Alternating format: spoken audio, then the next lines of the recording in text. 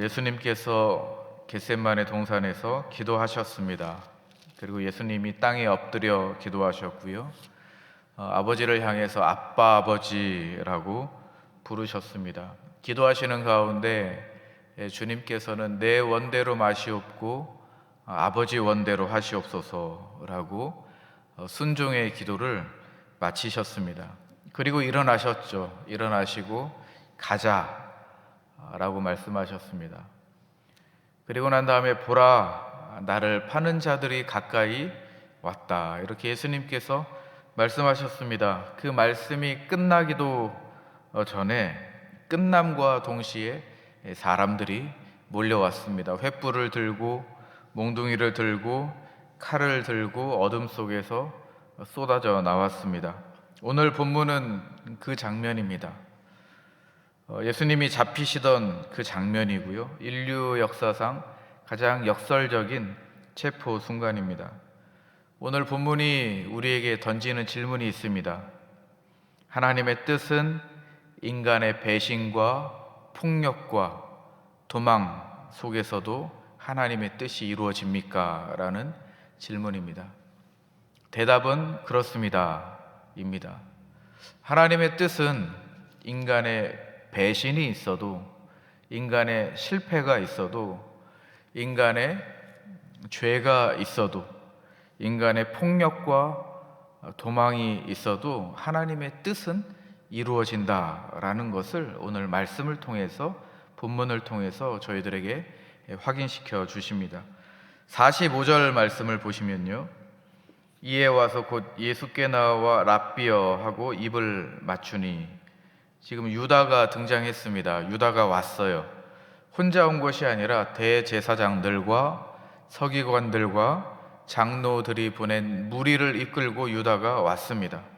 칼과 몽둥이를 무장하고 군중이 찾아온 것입니다. 유다는 미리 신호를 서로 약속했습니다. 내가 입 맞추는 자가 바로 잡아갈 그이다. 그리고 유다는 입을 맞췄죠. 입 맞춘다라는 것은 유대 문화에서 제자가 스승에게 존경의 표시로 하는 행위입니다. 그렇게 유다는 입을 맞췄는데요, 이 입 맞추다라는 이 헬라어는 조금 더 애정을 담은 의미를 갖고 있습니다. 조금 더 애정을 표현한 겁니다. 탕자가 아버지께 돌아왔을 때 아버지가 그를 끌어안고 입 맞추었다, 바로 그 표현이죠. 유다가 예수님에게 그 애정을 담아서 입을 맞췄습니다. 그런데 그게 신호였습니다. 사랑의 몸짓이 죽음의 신호가 된 것이죠. 역설적입니다. 친밀함의 표시가 바로 배신의 도구가 되었습니다. 역설적인 거죠. 사무엘하 20장에도 보면 이런 표현이 있습니다. 요압이 이 아마사의 수염을 잡고 그리고 끌어와서 입 맞추는 척하면서 배를 칼로 찌릅니다. 사무엘하 20장에도 이런 표현이 있습니다. 겉으로는 우정을 갖고 있지만 속으로는 그 살이가 있는 거죠. 지금 유다가 예수님 앞에 나오는 장면도 바로 그런 장면입니다. 겉으로는 굉장히 사랑하는 것 같이, 겉으로는 친밀한 것 같이 다가오고 스킨십을 했지만 그 가운데에는 배신이 있고 죽음의 신호가 있고 살의가 있었습니다. 겉과 속이 다른 모습을 지금 마가가 묘사하고 있는 것이죠. 예수님께서는 어떻게 하셨습니까? 지금 말씀에 보면 예수님은 아무런 반응도 하지 않으십니다. 아무런 말씀도 하지 않으십니다. 예수님께서는 18절 말씀에 보면 이미 알고 계셨어요. 유다가 올 줄 이미 알고 계셨습니다. 그런데 예수님은 침묵하셨습니다. 그 자리를 피하시지도 않고 그리고 싸움을 하신 것도 아니고 그저 예수님은 침묵하셨습니다. 예수님의 침묵은 무력함이 아니라 완전히 하나님 앞에서 순종하셨기 때문에 침묵하신 겁니다. 어제 우리가 말씀을 되새겨 보면 예수님이 반복적으로 기도하셨습니다. 기도하시는 가운데, 아니죠, 하나님이 예수님이 첫 번째 하나님 앞에 기도하실 때에 나의 원대로 마시옵고 하나님의 원대로 하시옵소서, 이미 순종의 기도를 마쳤습니다. 그런데 반복적으로 기도하셨죠. 3번의 기도를 하셨습니다. 왜 기도하셨습니까? 기도를 통해서 예수님의 그 순종의 결의와 다짐을 더 단단하게, 굳건하게 하나님 앞에서 기도를 통해서 하나님께 올려드렸기 때문입니다. 예수님이 지금 이 자리에서 자신을 배신할 유다가 왔음에도 불구하고 많은 무리들이 몽둥이를 들고 횃불을 들고 칼을 들고 이 자리에 왔음에도 주님께서 아무 반응을 하지 않으시고 침묵하신 것은 바로 그 때문입니다. 이미 순종하셨기 때문입니다. 하나님 앞에 순종하셨기 때문에 이 사람들 앞에서 아무런 반응을 하지 않았던 거죠. 여러분, 우리가 여기까지의 말씀을 보면서 어떤 묵상을 할 수 있겠습니까? 여러분, 우리의 삶 속에서도 유다의 입맞춤이 있을 수 있습니다. 우리도 주여 주여 부릅니다. 우리도 예배합니다. 찬송을 부르고 우리가 주님을 찾습니다. 입맞춤을 하고 우리가 사랑의 언어를 우리 하나님 앞에 기도를 통해서 올려드립니다. 그러나 여러분, 우리의 마음 속에, 우리의 생각 속에, 우리의 삶 속에 주님이 아니라 세상 일에 더 관심을 갖고 있다면, 아니면 세상의 방법대로 살아가는 것이 익숙하고 자연스럽다면 유다의 입맞춤이 아닌가라는 성찰을 우리가 기도를 통해서 해봐야 된다는 것이죠. 우리는 그렇게 살아갑니다. 우리는 그렇게 이중적인 모습도 있고 위선적인 모습도 있고 진실하지 않은 모습도 있습니다. 그러나 예수님께서는 침묵하시죠. 예수님께서 아무 말씀도 안 하십니다. 예수님께서 왜 침묵하십니까? 우리의 마음을 꿰뚫어 보고 계시기 때문입니다. 우리의 이런 위선적인 마음, 그리고 종교적인 이런 몸짓 뒤에 내가 어떤 생각을 하고 있는지, 내가 어떤 마음이 있는지, 내 눈이 어디에 가 있는지를 주님은 이미 꿰뚫고 있습니다. 유다가 올 것을 알았던 것처럼 주님이 바로 우리의 모습을 잘 알고 있습니다. 침묵하시는 거죠. 예수님은 우리를 위해서 그럼에도 불구하고 잡히셨습니다. 그 자리를 피하실 수도 있지만 주님은 순종하시기를, 그리고 하나님의 뜻 가운데 계시기를 이미 기도를 통해서 하나님 앞에 올려드렸기 때문에 우리의 마음과 우리의 생각과 우리의 삶의 모습이 진실하지 않을지라도 우리 주님은 우리를 위하여서 십자가에 못 박혀 돌아가신 것입니다. 여러분, 우리가 이 시간에 기도할 때에 우리가 주님 앞에 이런 기도를 하는 겁니다. 주님, 나의 신앙이, 나의 마음과 나의 생각이 유다의 입맞춤입니까? 아니면 나의 삶이 진실합니까?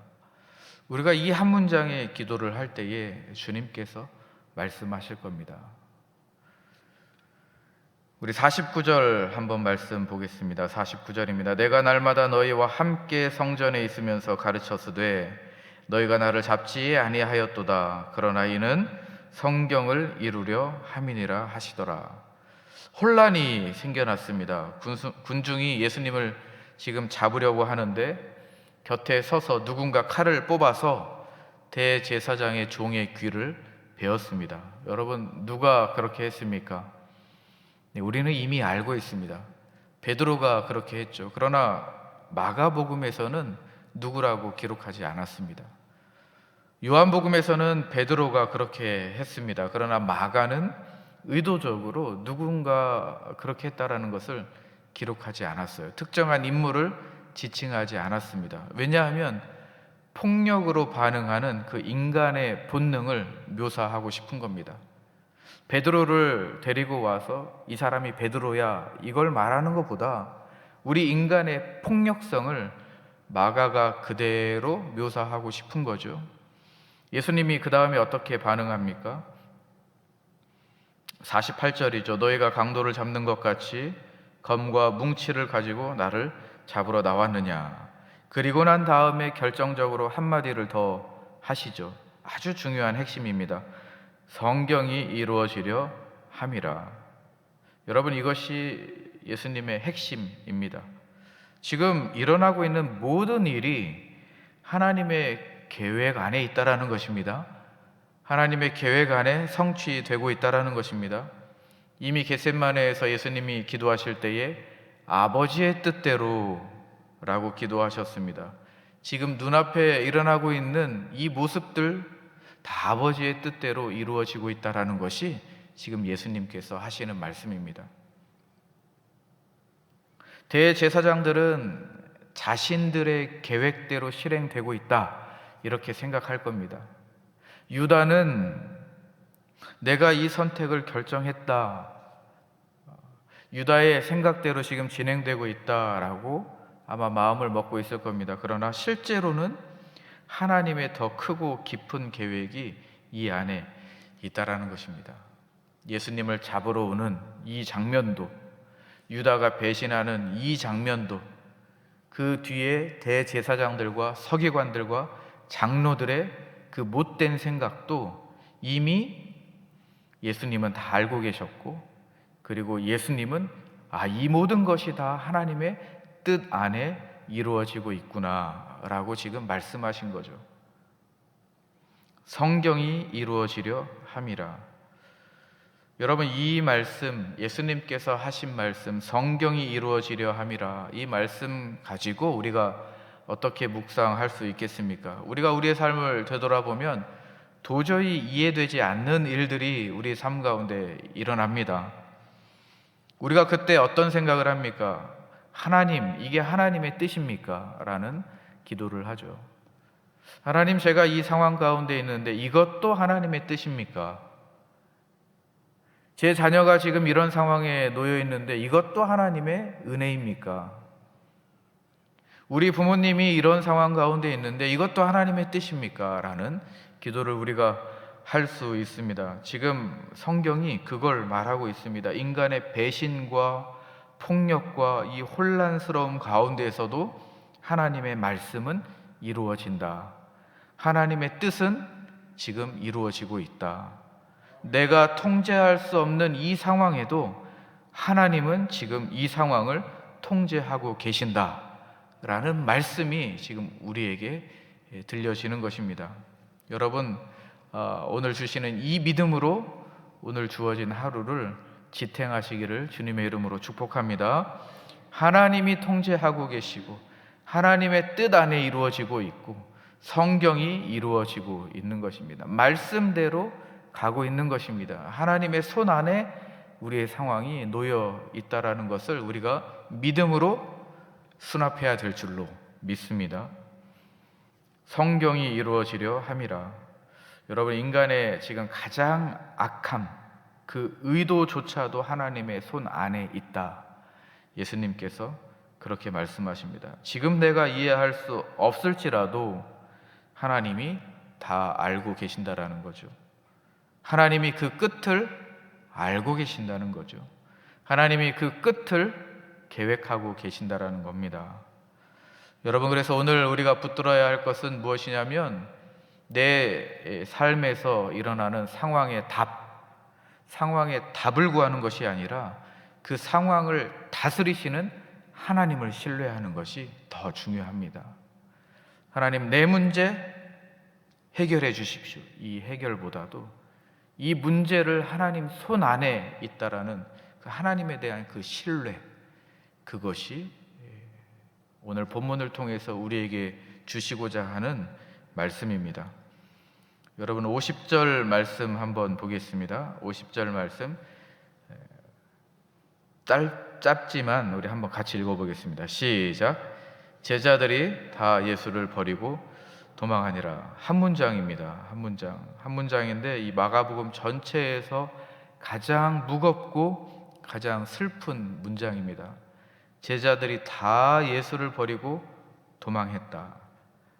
다라는 표현 하나도 남지 않았습니다. 베드로도 야고보도 요한도 내가 죽을지언정 주를 부인하지 않겠습니다 라고 장담했던 사람들도 모두 다 예수님을 버리고 도망했습니다. 예수님께서 예고하신 일이죠. 27절 말씀해 보니까 너희가 나를 다 버리리라 이렇게 말씀하셨습니다. 예수님도 다 알고 계셨어요. 그리고 스가랴 말씀을 보면 13장 7절 말씀에 목자를 치리니 양들이 어떻게 됩니까? 흩어진다라고 했습니다. 말씀을 이루려 함이라, 그 말씀이 그대로 이루어지고 있는 거예요. 하나님의 계획 가운데, 하나님의 말씀하신 가운데 지금 계속 이어지고 있는 것입니다. 제자들이 다 예수를 버리고 도망하니라. 여러분, 그런데 여기가 끝이 아니고요. 28절 말씀에 보면 예수님께서 어떻게 말씀하십니까? 그러나 내가 살아난 후에 너희보다 먼저 갈릴리로 가리라. 도망한 자들을 다시 찾아가겠다라고 주님께서 약속하십니다. 나를 버린 자들을 찾아가서 다시 그들을 모으겠다라고 주님이 말씀하십니다. 이 부분을 보고 주석가 데이빗 갈랜드라는 주석가는 뭐라고 이야기했냐면요, 제자들의 도망은 마가의 첫 독자들이 자신들의 실패를 비추어 보는 거울이었습니다 라고 말했습니다. 이 말이 뭐냐면, 지금 이 마가복음을 읽는 독자들, 이 마가의 기록을 듣고 있는 첫 독자들, 우리가 아니고요, 예전에 그 당시에 그리고 그 이후에 첫 독자들이 지금 이 모습을 보고 지금 박해와 고난과 환난 속에서 흔들리는 그 믿음 안에서 지금 제자들의 모습을 보고 있다는 거예요. 다 도망하는, 흔들림 가운데에서 예수를 버리고 도망하는 이 사람들 자신들의 모습을 볼 수 있는 거울이라는 것입니다.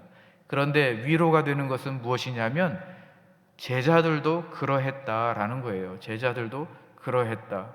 그리고 예수님께서 부활하신 후에 그 제자들을 직접 먼저 찾아가셨다.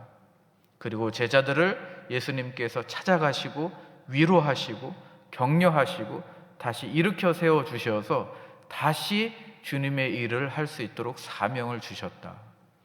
그러니까 흔들리지 말고 그 자리를 잘 지켜라 라는 것을 지금 첫 독자들에게 이야기해 주고 있다는 것입니다. 여러분, 우리도 이 말씀 보면서 묵상할 수 있습니다. 제자들은 다 도망쳤어요. 주님께서 말씀하셨습니다. 내가 너희를 먼저 찾아가겠다. 갈릴리로 가겠다. 거기에서 내가 먼저 기다리고 있겠다라고 예수님께서 말씀하셨습니다. 여러분, 우리에게도 적용됩니다. 여러분, 우리가 주님께 돌아온 것이 아니고요, 주님이 우리에게 먼저 찾아오신 겁니다. 여러분, 우리가 이 자리에 우리의 발걸음으로 나왔지만 주님께서 우리의 발걸음을 인도하신 거죠. 주님이 우리를 먼저 찾아오신 것입니다. 우리가 있는 갈릴리의 현장으로, 우리 삶의 터전으로, 우리가 일하고 있는 그 일상으로 주님이 먼저 오셨기 때문에 우리가 주님을 따를 수 있는 것입니다. 여러분, 우리는 실수가 많습니다. 우리가 좀 전에 이야기했지만, 우리가 주여 주여 부르지만, 우리가 주님을 따른다고 하지만 우리는 세상 일에 더 관심이 많습니다. 우리의 믿음이 또 식어질 때가 있습니다. 예수를 버리고 다 도망하니라. 우리의 믿음이 식어서 지금 예수님을 떠나 있을 때가 있죠.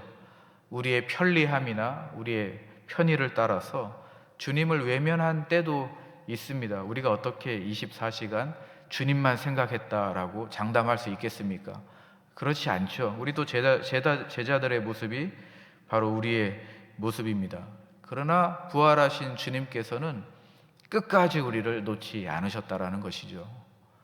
우리가 있는 갈릴리라는 현장으로 찾아오시고 먼저 다가오시고, 그리고 은혜를 베푸시고 식사를 준비해 주시고 내가 너를 사랑한다 3번 말씀하시고 다시 한번 하나님의 고귀한 그 사명을 주신 분이 바로 예수님이십니다.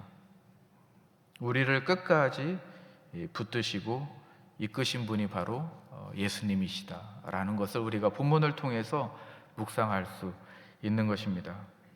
우리가 오늘 본문을 통해서 2가지 진리를 발견할 수 있습니다. 첫 번째는요, 하나님의 뜻은 인간의 죄와 실패를 통해서도 이루어진다라는 사실입니다.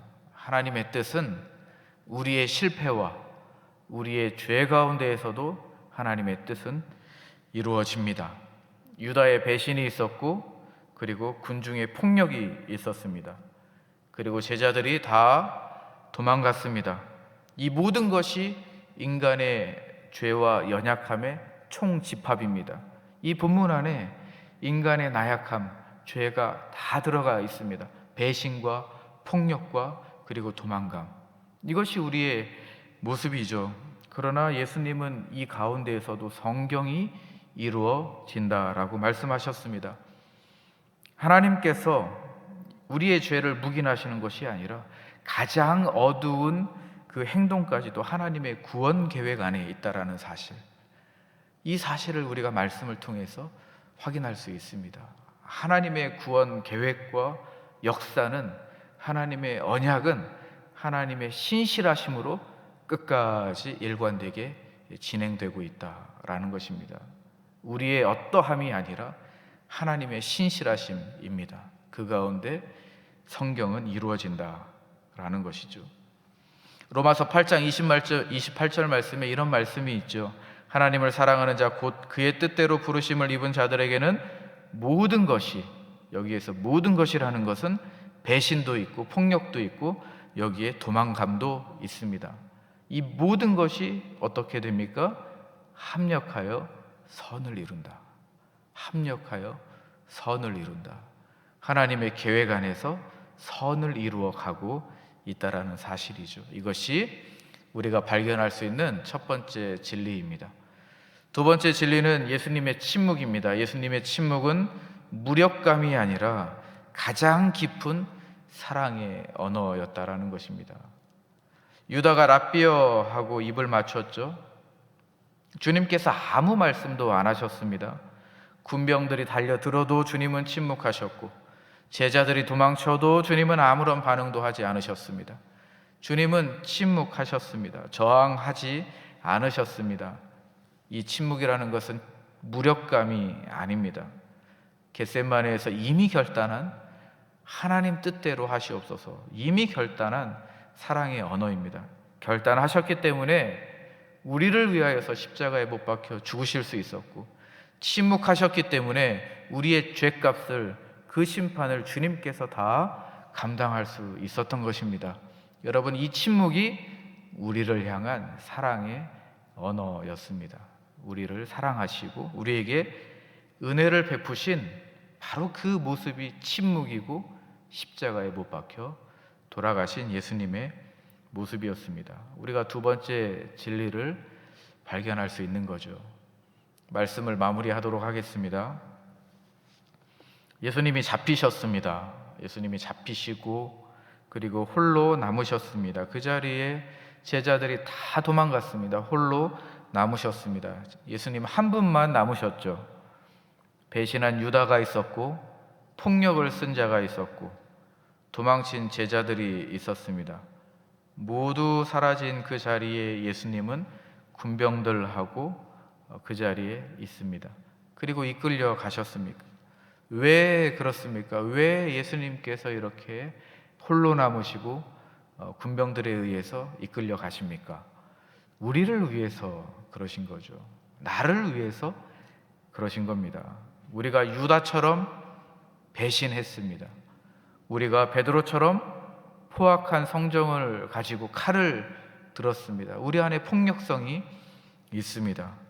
우리도 결정적인 순간에 제자들처럼 다 도망쳤던 사람들이 바로 우리입니다. 우리를 위하여서, 우리의 죄를 짊어지기 위하여서 예수님이 홀로 그 자리에 남으신 겁니다. 여러분, 오늘 이 새벽에 우리가 이 말씀을 가슴에 새기시기를 주님의 이름으로 축복합니다. 다시 한번 오늘 우리가 하루를 살아갈 때에 우리 홀로 남으신 주님, 우리의 모든 심판을 감당하시고 우리의 모든 죄를 감당하신 예수님, 나를 위해서 잡히시고 나를 위해서 십자가에 못 박히신 예수님이 내 곁에 계시다라는 것, 주님은 우리의 연약함도 아시고 침묵하신다라는 것, 사랑으로 십자가에 못 박혀 돌아가셨다라는 것. 그러나 도망친 우리의 자리에 주님이 먼저 찾아오신다라는 그 사실을, 우리와 늘 동행하신다라는, 주님이 우리와 늘 동행하신다라는 그 사실을 우리 가슴에 새기고 오늘 하루도 승리하시기를, 주님을 묵상하시는 가운데 주님이 주시는 사랑과 은혜를 우리의 잔에 가득 채우시기를 주님의 이름으로 축복합니다. 이것이 복음입니다. 이 복음이 우리를 자유케 하는 것입니다. 이 시간에 우리 말씀을 생각하면서 함께 기도하겠습니다.